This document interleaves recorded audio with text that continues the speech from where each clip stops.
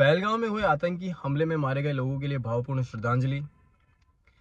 Intellicast IQ channel Pahalgam में हुए इस आतंकी हमले की कड़ी निंदा करता है। देखो,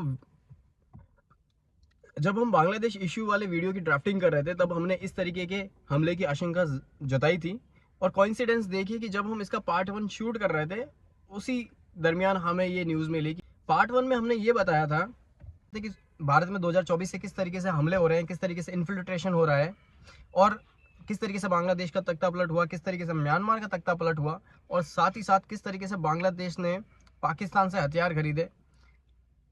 ये सारी चीज़ें हमने पार्ट 1 में डिस्कस की थी। अब उससे आगे चलते तो हम ये देखते हैं कि जब हथियार उन्होंने खरीदे और वो हथियार, जब पहले तो उन्होंने कहा था कि हम ये हथियार अपने सुरक्षा के लिए खरीद रहे हैं, लेकिन जो वर्तमान का सिनारियो है उसे देखने के बाद ये लगता है कि ये उन्होंने हथियार म्यांमार के लिए खरीदे हैं। लेकिन इसमें भी कितनी सच्चाई है उसमें भी हम थोड़ा सा देख लेते हैं। देखो, जब बांग्लादेश में तख्ता पलट हुआ तब भी शेख हसीना ने कहा था कि ये अमेरिका करवा रहा है। चाहे बांग्लादेश में तख्ता पलट की बात हो, चाहे पाकिस्तान में तख्ता पलट की बात हो, चाहे म्यांमार में तख्ता पलट की बात हो, हर जगह से यही था कि अमेरिका ये सब कुछ कर रहा है, लेकिन कभी फ्रंट से सामने नहीं आया। लेकिन अब वर्तमान में हम देख रहे हैं कि अमेरिका ने अपना मिलिट्री कैंप बनाया है बांग्लादेश में। क्यों? देखो, ये सब वर्चस्व की लड़ाई है। अब आप इस चीज को ऐसा समझिए कि चाइना एक उभरती हुई इकोनॉमी है, एक उभरती हुई सुपर पावर है। अमेरिका ऑलरेडी सुपर पावर है और वो अपना वर्चस्व खो नहीं सकता।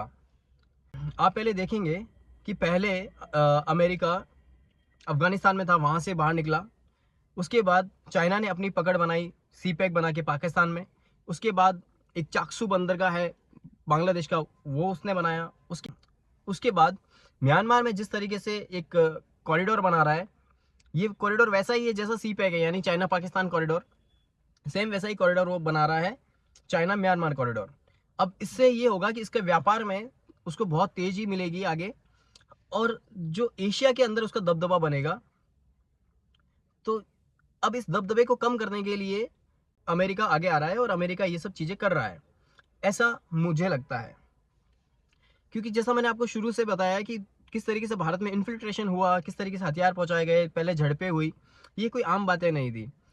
अब देखो, चाइना जो है उसने म्यांमार में बनाया है एक चाइना म्यांमार कॉरिडोर। अब अगर ये कॉरिडोर बनता है तो उसका वर्चस्व बढ़ेगा, लेकिन उसी वर्चस्व को कम करने के लिए अमेरिका आगे आया और अपना डेरा लगाया बांग्लादेश में। और अब हमले की तैयारी हो रही है म्यांमार पर कि म्यांमार के उस हिस्से को तोड़ के एक नया देश बनाया जाए, जिससे क्या होगा कि चाइना का वर्चस्व थोड़ा कम होगा।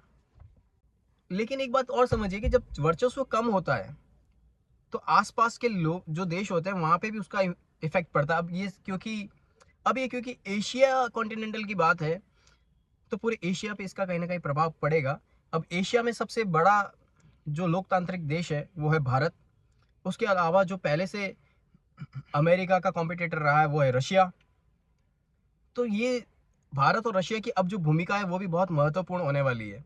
अब बेसिकली ये एक पूरे वर्चस्व की कहानी है जिसमें मेन किरदार है चाइना का, अमेरिका का, भारत का, रशिया का। क्योंकि ये चार ही वो देश हैं जो मायने रखते हैं।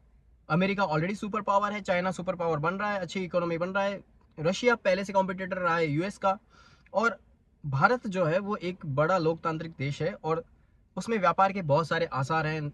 देखो, अब इस चीज़ को ऐसा समझो कि दो शेरों की लड़ाई है। दो शेर आपस में वर्चस्व के लिए लड़ रहे हैं किसी खाने पदार्थ के लिए। लेकिन आप ये मान के चलो, अगर दोनों शेरों को अपना अपना हिस्सा दे दिया जाए, या अगर दोनों शेरों के पास अपना अपना मांस हो खाने के लिए, तो क्या वो आपस में लड़ेंगे?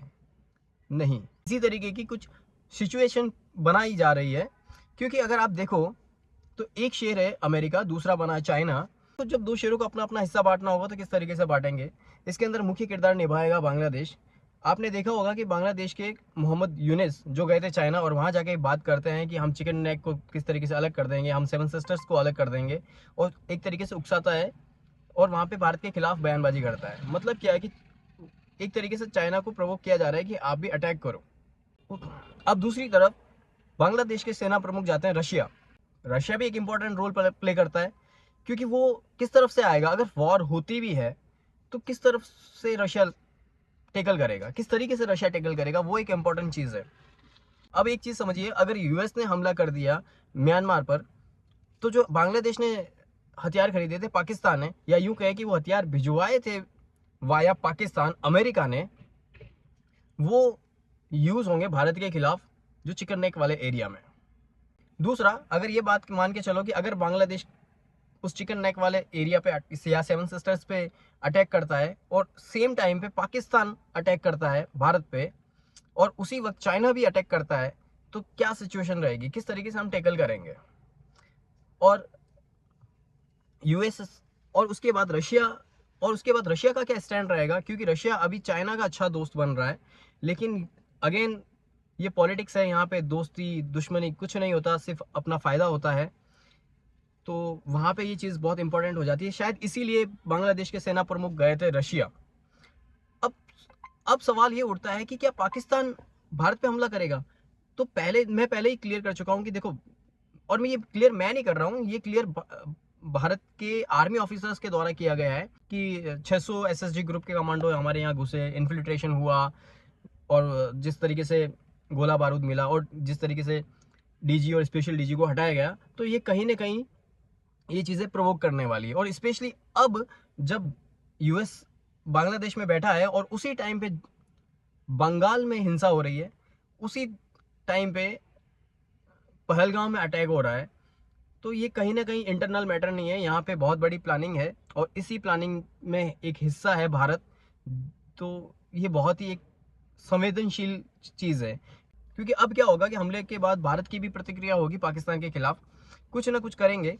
तो होगा क्या कि पाकिस्तान भी अपनी तरफ से कुछ ना कुछ बयानबाजी करेगा, या ये हो सकता है कि वो भी वॉर के रूप में आगे आए।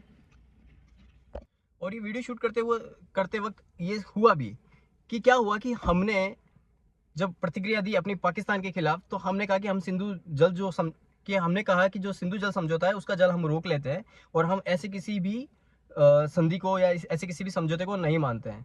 तो एक्शन का रिएक्शन अगेन होता है। तो पाकिस्तान की तरफ से ये ट्वीट या ये कहा गया कि भारत ने सिंधु जल रोका तो ये जंग जैसा होगा। तो मतलब देख लो कि ये जंग एक तरीके से कर रहे हैं या करवा रहे हैं या करवाई जा रही है। अब ये मैं आप पे छोड़ता हूँ। अब उसके बाद आगे बढ़ते हैं। देखो चीज़ें कितनी, वैसे समझने पे आए तो चीज़ें कोई ज़्यादा कॉम्प्लिकेटेड नहीं है। इस पूरे वीडियो पार्ट 1 और पार्ट 2 का जो अगर मैं ब्रीफ करूँ तो बहुत ही चीज़ें शॉर्ट हो सकती है।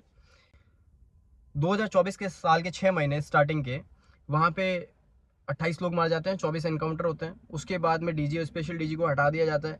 उसके बाद भारत में तब से लेके अब तक कभी जम्मू वाले एरिया में तो वैसे भी हिंसाएं हो ही रही थी। उसके बाद जाति के आधार पर, भाषा के आधार पर दक्षिण में भी ये चीज़ें चलने लगी, हम आपस में ही लड़ने लगे। उसके बाद जब बंगाल में अमेरिका आके बैठा, अपना एक तरीके से मिलिट्री बेस बनाया, उसके बाद बंगाल में हिंसाएं होने लगी। उसके बाद ये उसी के साथ ये हमला पहलगाम वाला। और अब जब चीज़ें इतनी सॉर्ट आउट हैं और जब चीज़ें दिख रही हैं हमको, तो हमको ये समझना चाहिए, एक आम इंसान की सोच से ऊपर उठ के हमें समझना चाहिए कि ये चीज़ें आसान नहीं है। क्योंकि क्या होता है कि जब आपके आसपास इतना कुछ चल रहा होता है, अगर आपके आसपास चाहे वो बंगाल में तख्ता पलट हो रहा हो, चाहे पाकिस्तान में हो रहा हो, चाहे म्यांमार में हो रहा है, चाहे म्यांमार में हो रहा हो, उसके अलावा एशिया में अपने वर्चस्व की लड़ाई के लिए चाइना के कॉरिडोर्स बन रहे हैं, बंदरगाह बन रहे हैं, तो ऐसे में कोई अपना वर्चस्व नहीं खोना चाहेगा।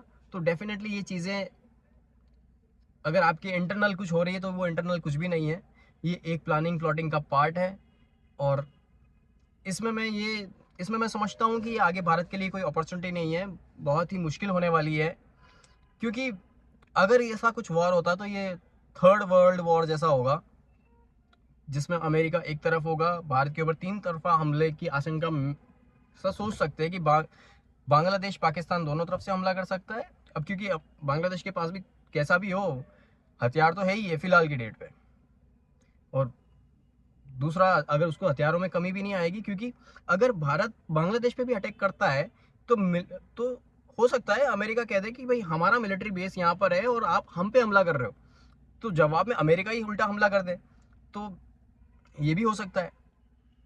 इसके अलावा साथ देने में जब बात आती है तो हो सकता है अब अगेन जिस तरीके से पहले एक बार रशिया ने भारत का साथ दिया था, तो ये देखना रहेगा कि अब रशिया किस खेमे में खड़ा रहेगा। लेकिन ये एक चीज़ तो साफ है कि इंटरनल कुछ भी नहीं होता, सारी चीज़ें प्लान होती हैं, सारी चीज़ें प्लानिंग के तहत होती है, प्लॉटिंग की जाती है। इतना आसान नहीं होता कि आप किसी भी एक देश को तोड़ लो और बाकी दूसरे देशों को कुछ भी फ़र्क ना पड़े। फ़र्क पड़ता है क्योंकि ये वर्चस्व की लड़ाई है और इस वर्चस्व की लड़ाई के अंदर बहुत से देश खड़े हैं। अगर चाइना और पाकिस्तान शेर की तरह खड़े हैं या दिख रहे हैं, तो बांग्लादेश और पाकिस्तान सियार की तरह है कि उनको भी कुछ ना कुछ तो मिलेगा ही।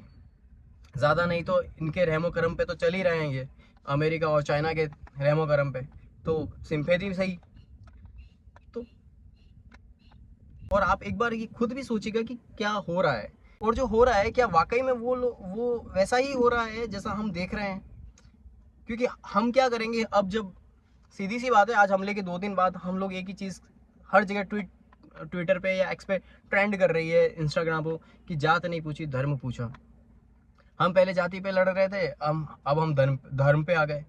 अब हम लोग लड़ेंगे धर्म पे, कि वो तो धर्म देख के मारेंगे, आप आप बटोगे कटोगे, ये सब चीज़ें चलेंगी।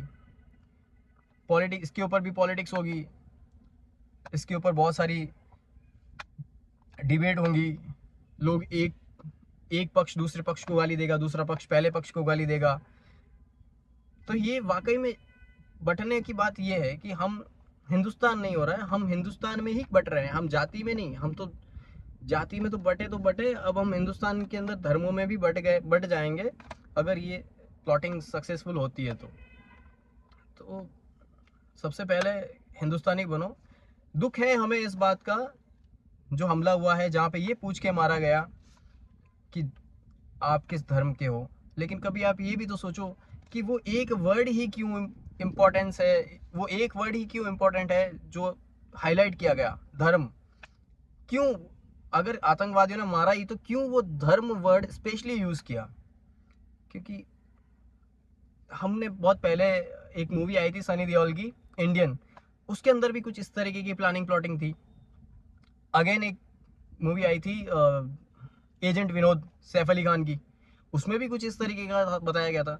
तो बड़े बड़े जो बिजनेसमैन लोग हैं, जो बिजनेसमैन देश हैं, जिनको अपने हथियार बेचने हैं, जिनको अपने वर्चस्व को बनाए रखना है, तो वो बहुत चीज़ें करते हैं और उन्हीं के थ्रू होती है। आपको और हमें बस समझ में बहुत देर से आती हैं।